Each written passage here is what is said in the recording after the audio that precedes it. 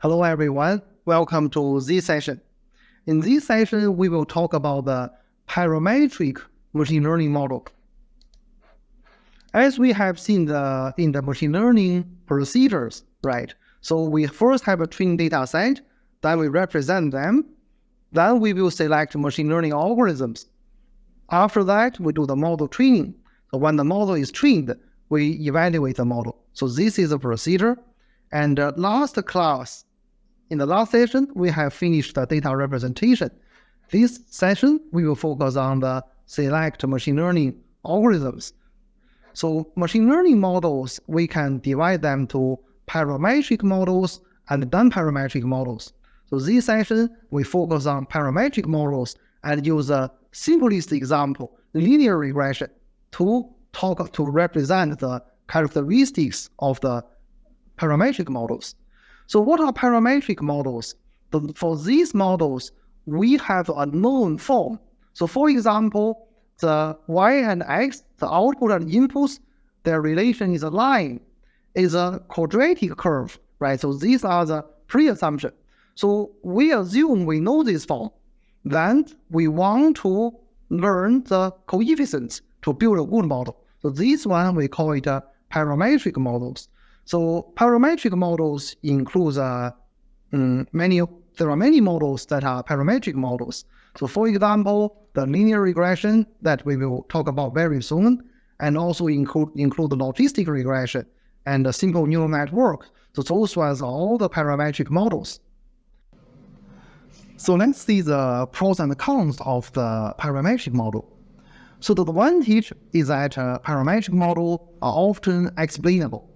So for example, for some physics reasons maybe, the output y and input x, we may consider this as a, let's say, quadratic relation, right? So now what we are doing is to find the appropriate coefficients to build the model. So then we can explain the relation between y and x in a clear form, right? And also because of this, parametric model sometimes is constrained. So it's a constraint to the predefined form.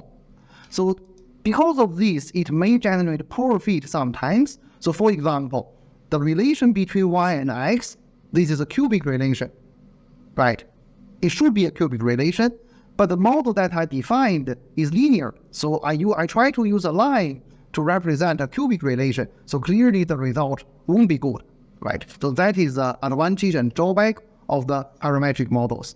But however, to overcome the drawback, not all of the parametric models have these problems. So later on, you will learn neural networks. It can solve the theoretical mapping from any input to any output. Now we see a case study of the linear regression. This is a typical kind, and it's very simple. So we can see we want to learn the two sets of variable. X is the input and y is the output, and their relation is a linear function, right? Linear function. So y equals to ax plus b. So y is a dependent variable to be predicted, and x is a independent variable or inputs, right? So the inputs and outputs follow a linear relation, right? And we can describe it like this: y equals to a multiply x plus b. So the coefficient a and the intercept b, so these two are the learning outcome. So after training this model, we want to find the optimal a and b to make the fitting the best, right?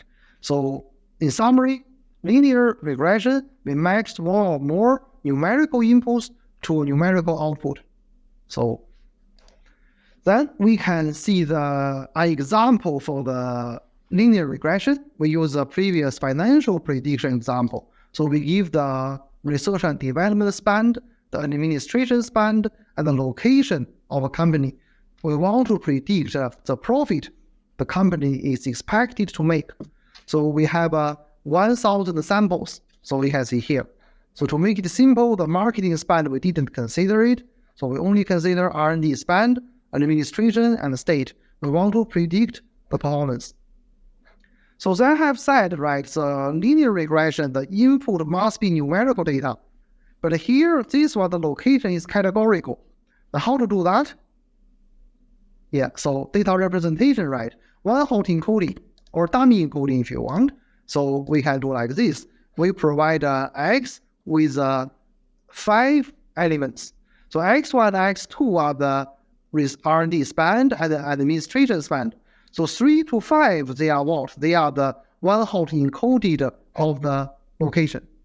So in this way, there are 5 inputs, and the output Y is a scalar. This is a profit. So we want to learn this model. So in the 1,000 samples, okay, I say I select 750 as a training data set. Remember, the rule is that the training data set should be more than the test data set and is at least 60%. So here I select 75%. I want to learn such a model. Y equals to A1 multiply X1 to A5 multiply X5 plus B in the intercept. So now I need to use some method to find the best A1 to A5 and B, right? So let's see how it goes. I first do the normalization of the numerical data and one-hot encoding of the categorical data. So for normalization, we will talk about in future weeks. Now we can just see it, right? So we can then spend administration, the one-hot encoding of the location. Then I do the linear regression.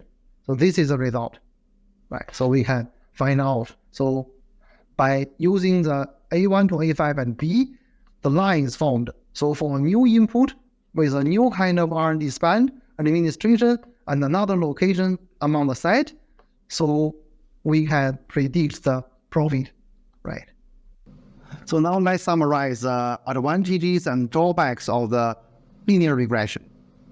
So the advantages is that linear regression works well when the relation between the dependent and independent variables is linear, right? We don't have the interaction terms. So for example, X1 multiply X2, we don't have such terms. All of them follow a linear relation. So in this case, linear regression should provide us a good result.